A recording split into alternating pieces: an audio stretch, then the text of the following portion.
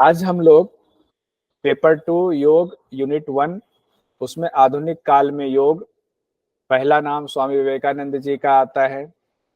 स्वामी विवेकानंद जी के बारे में हम लोग पढ़ेंगे। स्वामी विवेकानंद एक ऐसे योगी थे, ऐसे अद्वैत वेदांती थे, जिन्होंने सिर्फ 39 साल की का जीवन जिया और 39 साल की अल्प आयु में ही पूरे विश्व में हिंदुस्तान का सिर गर्व से ऊंचा कर दिया। तो कैसे, किस तरह से उनका जीवन रहा, बचपन से लेकर 39 साल की वो यात्रा कैसी रही। पारिवारिक जीवन सबसे पहले देखते हैं। स्वामी विवेकानंद का जन्म 12 जनवरी 1863 ईस्वी को कोलकाता में हुआ था। ये तारीख हम याद रखेंगे, 12 जनवरी 1863। 12 जनवरी उस समय 1863 में 12 जनवरी को मकर संक्रांति हुआ करता था। जैसे बाद के समय में 14 जनवरी डेट हो गया कि बहुत सालों तक 14 जनवरी को ही मकर संक्रांति होता था, और अब जाकर के 15 जनवरी को मकर संक्रांति होता है। लेकिन उस समय 1863 में ये 12 जनवरी को ही पड़ता था, तो उस दिन मकर संक्रांति था, जिस दिन स्वामी विवेकानंद जी का जन्म हुआ था। सोमवार का दिन था। सुबह 6:49 पर इन्होंने जन्म लिया था। कहते हैं कि विवेकानंद की माँ भुवनेश्वरी देवी उनका नाम था। उन्होंने वाराणसी में भगवान शिव से पुत्र की प्राप्ति की प्रार्थना की थी कि हमें एक पुत्र दें, और एक दिन वो तो स्वप्न में उनको भगवान शिव ने दर्शन दिया और स्वप्न में ही उनको आशीर्वाद दिया कि आपको पुत्र रत्न की प्राप्ति होगी। और जगने के बाद उनकी माता भुवनेश्वरी देवी बहुत खुश हुई थी, और जब विवेकानंद जी का जन्म हुआ तो वो मानने लगे कि ये भगवान शिव का ही प्रसाद है, उन्हीं के आशीर्वाद से विवेकानंद जी का जन्म हुआ है। स्वामी विवेकानंद जी के बचपन का नाम नरेंद्र नाथ था। ये भी पूछा जाता है एग्जाम में कि स्वामी विवेकानंद जी के बचपन का नाम क्या था, तो नरेंद्र नाथ था, और प्यार से लोग इन्हें नरेन कहकर पुकारते थे, बुलाते थे। इनके पिता का नाम था विश्वनाथ दत्त। वे कोलकाता हाई कोर्ट में वकील थे। कलकत्ता हाई कोर्ट पहले कहा जाता, कोलकाता तो अब हम लोग कहते हैं। तो वो कलकत्ता हाई कोर्ट में वकील थे इनके पिता।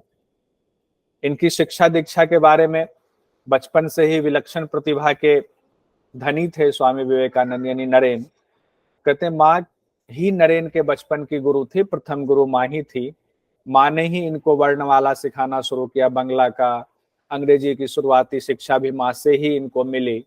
माँ ने इनको रामायण और महाभारत की कथाएं सिखाई। पहले तो 6 साल की उम्र में बच्चा जो है दाखिला लेता था स्कूल में, प्राइमरी स्कूल में जाएगा, तो 6 साल तक माँ ने इनको शुरुआती शिक्षा देनी शुरू कर दी थी। रामायण महाभारत की कथाएं भी इनको सुनाती थी। जब ये 6 साल के हुए तो प्राथमिक विद्यालय में दाखिला लिया इन्होंने, और ये बचपन में इतने कुशाग्र बुद्धि के थे कि कोई भी पाठ हो तुरंत उनको याद कर लेते थे। तो जितने शिक्षक के थे सब अचंभित रह जाते थे इनकी प्रतिभा को देख करके। 1870 में इन्होंने 7 साल की उम्र में ईश्वर चंद्र विद्यासागर द्वारा स्थापित मेट्रोपोलिटन मिशन में प्रवेश लिया था। तो ये ध्यान रखेंगे, ईश्वर चंद्र विद्यासागर इनके समय में थे, वो शिक्षक थे और उनके सानिध्य में ये रहे थे। 14 साल की उम्र में नरेन को पेट का रोग हो गया था, जिससे वो काफी बीमार हो गए थे और शरीर बहुत दुबला कृशकाय हो गया था उनका शरीर। लगता था शरीर में मांस नहीं, सिर्फ हड्डियां ही हड्डियां बची थी। हालांकि बाद में फिर वो ठीक हो गए। तो इस दौरान ऐसी घटना हुई कि उनके पिता को परिवार सहित रायपुर ट्रांसफर हुआ, या उनको जाना पड़ा किसी काम से, तो वो रायपुर चले गए परिवार सहित। तो विवेकानंद भी रायपुर चले गए, और रायपुर में उस समय कोई स्कूल नहीं हुआ करता था। तो अब पढ़ाई कैसे हो, तो उनके पिता ने ही उनको शिक्षा देनी शुरू की। पिता ही उनको सारे विषय पढ़ाया करते थे। और उनके पिता के घर पर, चूंकि पिता भी विद्वान थे, तो घर पे जो लोग आते थे उनके बीच जो वाद विवाद या संवाद होता था, उसमें नरेंद्र भी भूमिका निभाते थे। वो भी उसमें बड़ों की बात को सुन करके अपनी राय बेबाकी से रखते थे। तो लोग अचंभित हो जाते थे उनकी बातों को सुन करके। उसका उनके जीवन पे प्रभाव ये पड़ा कि सिर्फ वो किताबी ज्ञान में नहीं रहे, क्योंकि स्कूल वहां जाना हो नहीं रहा था, स्कूल नहीं जाना हो रहा था, लेकिन पढ़ तो रहे थे। तो बाकी जितने विषयों पर चर्चा घर में होती थी सब में भागीदारी लेने की वजह से उनका चहुमुखी विकास हुआ उनके व्यक्तित्व का। बाद में ऐसा हुआ कि रायपुर से फिर उनके पिता कोलकाता आ गए, तो 19 साल की उम्र में उन्होंने प्रवेशिका उसमें दाखिला लिया। 2 साल का सिलेबस उन्होंने 1 साल में ही प्रथम श्रेणी में पास कर लिया और फिर प्रेसिडेंसी कॉलेज कोलकाता में ही वहां एडमिशन ले लिया। कहते हैं नरेंद्र की प्रतिभा को देख करके जो कॉलेज के प्रिंसिपल थे ब्लूंट हेस्टे ने कहा था कि मैंने दुनिया भर में कई जगहों की यात्रा की है, कई देशों की यात्रा की है, कई संस्थानों की यात्रा की है, शिक्षण संस्थानों की, लेकिन ऐसा प्रतिभाशाली छात्र मैंने कहीं नहीं देखा। उस टीचर थे और वो पहचान गए थे इनकी प्रतिभा को। नरेंद्र नाथ ने 1884 में बीए की परीक्षा पास कर ली और दुर्भाग्य ये रहा कि इसी साल उनके पिता का देहांत हो गया। पिता के देहांत के बाद घर की सारी जिम्मेदारी स्वामी विवेकानंद यानी नरेंद्र नाथ पर आ गई। अब एक विलक्षण चीज जो इनके साथ होती थी वो ये थी कि नरेंद्र बचपन से जैसे सोने जाते थे तो सोने के दौरान जब वो आंखें बंद करते थे तो आंखें बंद करते ही उनको अपने भ्रिकुटी पर यानी कूटस्थ वाले स्थान पर उनको एक ज्योति दिखाई देती थी बिंदु रूप में, और ज्योति फिर धीरे धीरे बढ़ने लगता था, बढ़ते बढ़ते बढ़ते बढ़ते गोला बन जाता था और बड़ा होकर वो फूट जाता था और वो फूट करके उसका प्रकाश उसके पूरे शरीर में फैल जाता था। तो नरेंद्र को बचपन में इस बात का एहसास नहीं होता था कि ये क्यों हुआ है। उनको लगता था कि जितने लोग सोते हैं सबके साथ सोने के दौरान ऐसा ही होता होगा, तो इसकी चर्चा वो किसी से नहीं करते थे, वो अक्सर सिर को नीचे करके सोते थे। कहते हैं कि सबसे पहले उन्होंने अपनी इस बात की चर्चा अपने गुरु से की थी। स्वामी रामकृष्ण परमहंस को उन्होंने ये बात बताई थी, क्योंकि उनको लगता था कि ये तो सामान्य सी बात है, और स्वामी रामकृष्ण परमहंस ने ही सबसे पहले उनको पहचाना कि इसमें विलक्षण प्रतिभा है। तो वो घटना भी अलग है। कहते हैं गुरु रामकृष्ण परमहंस से कैसे भेंट हुई, तो उसके बारे में कहा जाता है जब वो प्रेसिडेंसी कॉलेज में पढ़ते थे तो वहाँ के जो प्रिंसिपल थे वो एक बार पढ़ा रहे थे और पढ़ाने के दौरान उन्होंने कहा, जब ऐसे धर्म की चर्चा हो रही थी, कि एक जो है रामकृष्ण परमहंस हैं उन्होंने ईश्वर का साक्षात्कार कर लिया है। और नरेंद्र के मन में पहले से ही ये जिज्ञासा होती थी कि भगवान क्या है, भगवान कैसे होते हैं, क्या उनका साक्षात्कार किया जा सकता है, क्या भगवान से बात की जा सकती है। तो उनकी ये जिज्ञासाएं थी। जब उन्होंने सुना कि रामकृष्ण परमहंस को भगवान का आशीर्वाद मिला हुआ है और वो भगवान से बात करते माँ काली से, तो उन्होंने सोचा नहीं, एक बार तो इनसे मिलना चाहिए, देखे तो सही सच्चाई क्या है। तो फिर वो वहां से सीधे रामकृष्ण परमहंस से मिलने के लिए चल पड़े। जब पहली बार वो उनसे मिले, रामकृष्ण परमहंस से मिले, तो उसकी पूरी लंबी कहानी है, उस कहानी में उतना नहीं जाएंगे। बस सार ये है कि रामकृष्ण परमहंस ने उनको देखते ही, नरेंद्र को देखते ही उनके तेज को देख करके समझ गए कि ये साधारण बालक नहीं है। उन्होंने अकेले में उसको पकड़ लिया था और पकड़ के उसको कहा था कि नरेंद्र आप तो नारायण हो, और उनको जो है मक्खन मिश्री खिलाने लगे थे। तो ये इनको बड़ा सा अजीब सा लगा कि जान न पहचान में पहली बार जैसे बाकी लोग मिलने आए मैं भी मिलने आया हूँ, और ये अकेले मुझे पकड़ के मक्खन मिश्री ऐसे प्रेम से खिला रहे जैसे कोई भक्त अपने भगवान को खिला रहा हो। और रामकृष्ण परमहंस ने इस दौरान कहा था कि आप तो नारायण के अवतार हो, धरती पर आपने मानवता के उद्धार के लिए अवतार लिया हुआ है। अब ये बात उनको अटपटी लगा कि ये ना विक्षिप्त आदमी है, बहुत ऐसे आदमी नहीं होने चाहिए कि मैं तो बस साधारण सा इंसान हूँ, स्टूडेंट हूँ, और मैं इनसे मिलने आया और ये जो है मुझे पकड़ के मक्खन मिश्री खिला रहे, कहते हैं नारायण के अवतार हूँ। तो उनको बड़ा अटपटा लगा। नरेंद्र ने रामकृष्ण परमहंस से पहली मुलाकात में सवाल पूछा था कि क्या आपने ईश्वर का साक्षात्कार किया है, क्योंकि यही सुन करके वो उनके पास गए थे कि इन्होंने ईश्वर का साक्षात्कार किया है कि नहीं।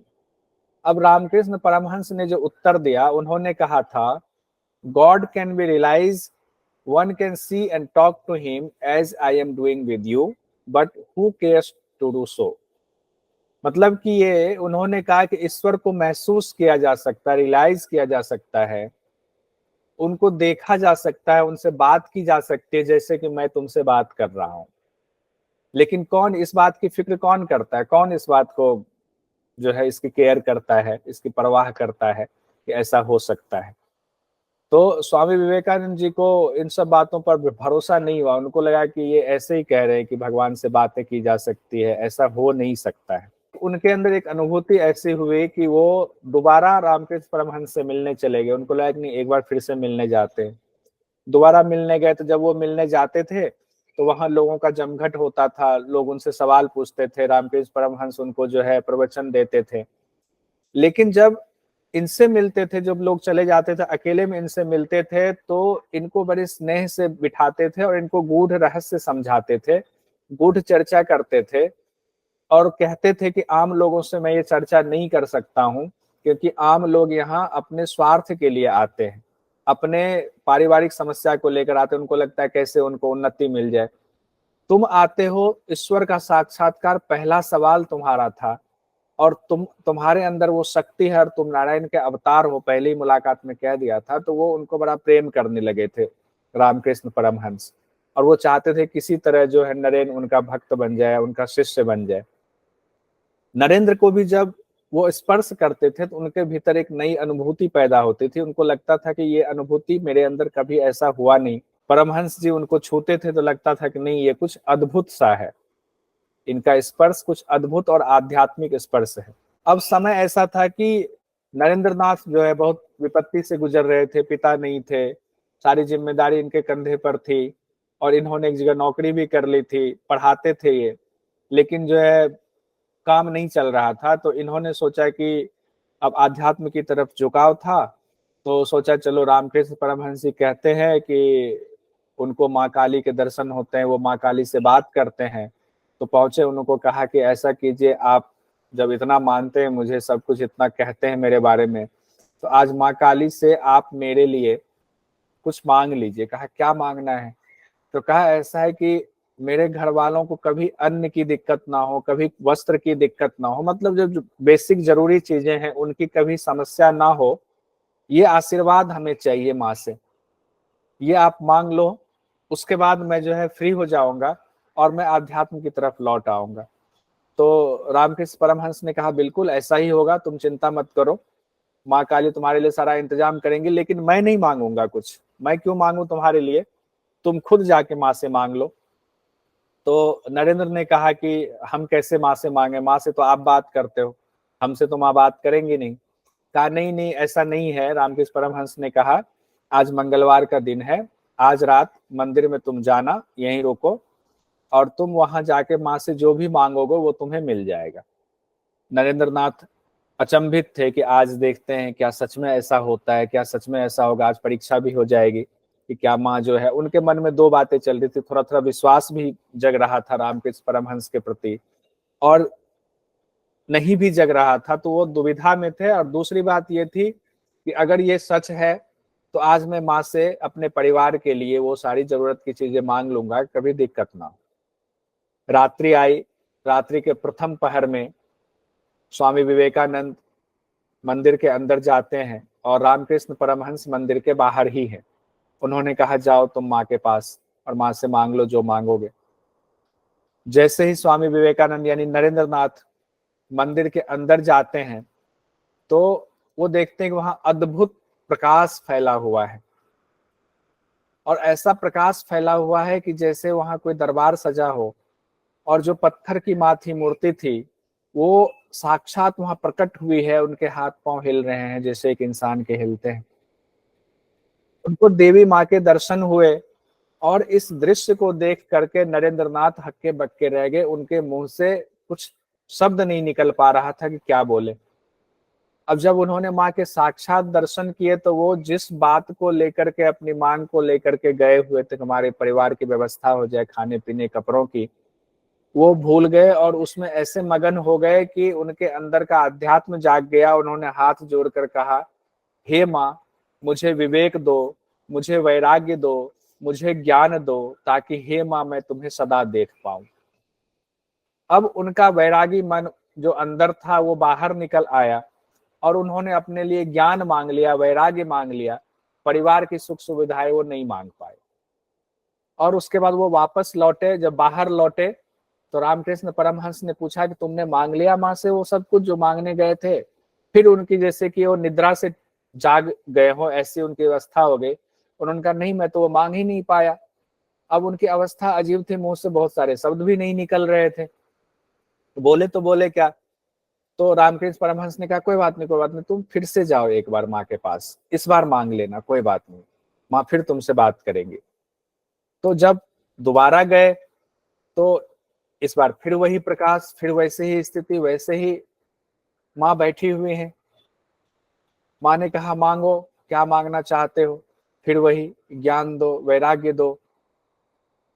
अब वो जो मांगना चाह रहे थे वो मांग ही नहीं पा रहे थे। वहां उनके दिव्य स्वरूप को देख करके उनके लिए लग रहा था वो तुच्छ चीजों को क्या मांगे, जब माँ साक्षात है तो उनसे क्यों ना ज्ञान मांग लिया जाए, क्यों ना वैराग्य मांग लिया जाए।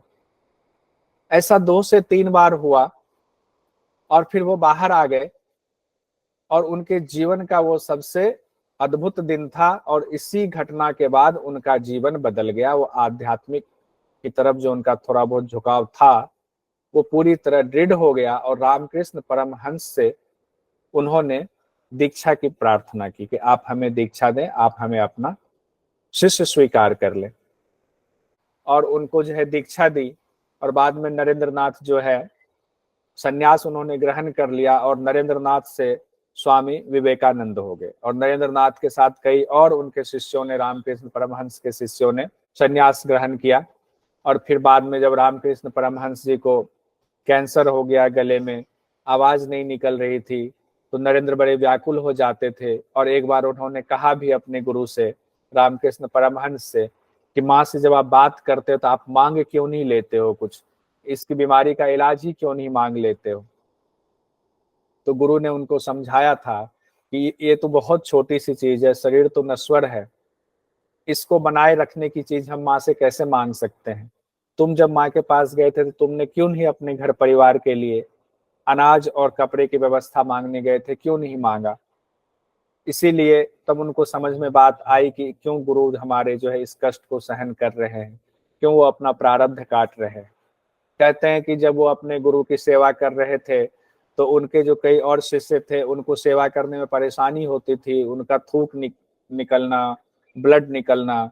तो इसमें परेशानी हुई तो एक बार इस भाव को समझ के नरेंद्र नाथ ने अपने जो साथी थे उनको बहुत तेज डांटा था और कहा था गुरु के प्रति ऐसा भाव नहीं होना चाहिए तुम लोगों का, गुरु के प्रति मेरे जैसा भाव रखो। देखो उनके पात्र में, कटोरी में उनका जो थूक वगैरह रखा हुआ था जो उन्होंने निकाला था, उसको नरेंद्र नाथ ने पी लिया।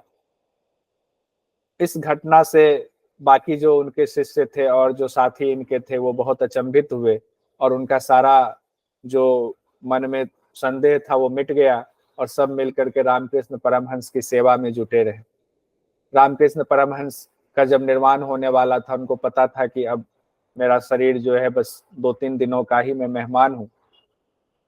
तो उन्होंने रामकृष्ण परमहंस को बुलाया, उन्होंने रामकृष्ण परमहंस के सिर पर हाथ रखा और लगा जैसे उनको बिजली का झटका लगा हो। उन्होंने अपनी सारी शक्ति, रामकृष्ण परमहंस ने अपनी सारी शक्ति स्वामी विवेकानंद में समाहित कर दी। और करने के बाद रामकृष्ण परमहंस ने कहा, विवेकानंद मैंने अपना सब कुछ तुझे दे दिया है, अब मैं फकीर हो गया हूं, मेरे पास अब कोई शक्ति नहीं बची है। फिर 3 दिन बाद उनके गुरु की मृत्यु हो गई, यानी कि वो उन्होंने मोक्ष को प्राप्त कर लिया। संन्यास के बाद स्वामी विवेकानंद ध्यान में बैठे रहते थे अपने संगी साथियों के साथ, जो उनके जो है गुरु भाई थे उनके साथ रहते थे। और फिर कुछ समय बिताने के बाद उन्होंने कहा कि अब हमें भारत दर्शन के लिए निकलना चाहिए। और उन्होंने बिल्कुल अनजान बन करके, कहते एक परिव्राजक के तौर पर, एक ऐसा सन्यासी जिसको कोई नहीं जानता हो, अपने गुरु भाइयों से जो है आज्ञा लेकर के वो वहां से निकल लिए। और जब वो निकले तो बहुत कठिन परिस्थितियों से वो गुजरे। जगह जगह उनको कई बार अच्छा अनुभव हुआ, कई बार बहुत बुरा अनुभव हुआ। ये लंबी कहानी है, उन्होंने किताब में भी इसका जिक्र किया हुआ है। कई राजा महाराजा उनके शिष्य हो गए। 1891 में उन्होंने अलवर में पतंजलि के महाभाष्य का अध्ययन किया था स्वामी विवेकानंद ने, जो हम लोग जानते हैं राजयोग नाम से उन्होंने किताब लिखी। बाल गंगाधर तिलक से भी स्वामी विवेकानंद ने मुलाकात की थी। अब उनकी अमेरिका यात्रा शुरू होती है स्वामी विवेकानंद की। ये डेट आपको याद रखना पड़ेगा। 31 मई 1893 को स्वामी विवेकानंद अमेरिका के लिए रवाना हुए। अपने पास कुछ नहीं था, जो राजा लोग उनके शिष्य बने थे, मित्र बने थे, उन्होंने उनका इंतजाम किया था जाने का, और वो अमेरिका के लिए रवाना हो गए। अमेरिका में भी बहुत उनको कई जगहों पर कष्ट भी झेलना पड़ा। उनके वस्त्र को देख करके लोग उनका पीछा करने लगते थे, क्योंकि वो सन्यासी का वस्त्र धारण करते थे। आखिरकार वो शिकागो पहुंचे। शिकागो में जो विश्व धार्मिक महासभा हो रही थी, वहां तक वो पहुंचे, और वो ऐतिहासिक दिन था 11 सितंबर 1893 का। धार्मिक महासभा में उस दिन 7 लोग थे। खचाखच भरा हुआ था, वो आर्ट गैलरी भरी हुई थी खचाखच। और उसमें जैसे ही स्वामी विवेकानंद बोलने के लिए खड़े हुए और उनके मुंह से ये शब्द निकला कि मेरे अमेरिकी भाइयों और बहनों, ये शब्द निकलते ही जैसे पूरा हॉल तालियों की गड़गड़ाहट से गूंज उठा। कई मिनट तक तालियां बजती रही, क्योंकि इससे पहले जितने भी वक्ता हुए थे, वो इस तरह से संबोधन, उनका इतना आत्मीय संबोधन नहीं था। तो अमेरिकियों का दिल उन्होंने जीत लिया उसी समय।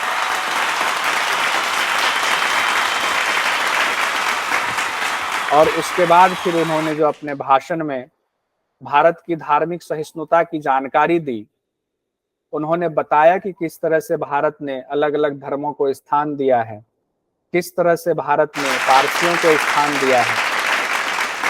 उन्होंने भारत की पूरी कहानी बताई, और फिर अद्वैत वेदांत का उन्होंने शिक्षा दी कि अद्वैत वेदांत क्या है, क्या भारत के बारे में आप जानते हो, और जो जानते हो वो सही नहीं है, सही अद्वैत वेदांत का सिद्धांत है।